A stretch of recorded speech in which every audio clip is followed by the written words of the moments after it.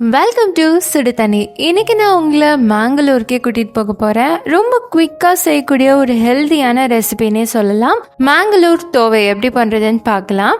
இது சப்பாத்தியோட செம்ம சூப்பரா இருக்கும். தால்லையே பண்றதுனால இது சாப்பிட்றது ரொம்பவே ஹெல்தி. இதோட இன்க்ரீடியன்ஸை நான் டிஸ்கிரிப்ஷன் பாக்ஸ்ல கொடுக்குறேன். இப்போ வாங்க சேர்ந்து சமைக்கலாம். ஃபர்ஸ்ட் இதுக்கு ஒரு குக்கர்ல 1 டேபிள் ஸ்பூன் எண்ணெய் சேர்த்துக்கலாம். எண்ணெய் சூடானதுக்கு அப்புறமா இதில் ஒரு பெரிய வெங்காயம் சேர்த்துக்கிறேன். இது லைட்டாக வதக்கி விட்டுருங்க. வெங்காயம் லைட்டாக வதங்கினதுக்கப்புறமா இதில் 4-5 பூண்டை இடித்து சேர்த்துக்கிறேன். அதோட 2 இன்ச்சு இஞ்சியை இடித்து சேர்த்துக்கலாம். கூடவே 2 பச்சை மிளகாய் சேர்த்துக்கலாம். காரத்துக்கு ஏற்ற மாதிரி நீங்கள் பச்சை மிளகாய் கூட அட்ஜஸ்ட் பண்ணிக்கலாம். 2ங்கிறது 3 கூட நீங்கள் சேர்த்துக்கோங்க. சேர்த்துட்டு இதை நல்லா வதக்கி விட்டுடலாம். இது நல்லா வதங்கினதுக்கப்புறமா இதில் ஒரு தக்காளி சேர்த்துக்கிறேன். சேர்த்துட்டு அதையும் வதக்கி விட்டுடலாம்.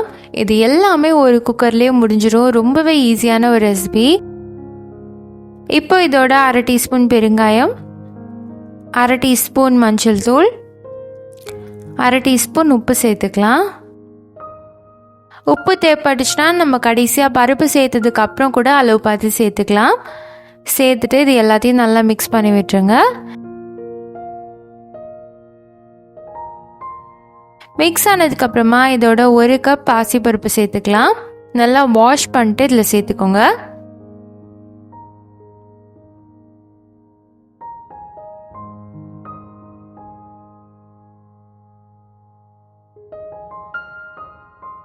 இதோட 2லேருந்து 2.5 கப் தண்ணி சேர்த்துக்கலாம்.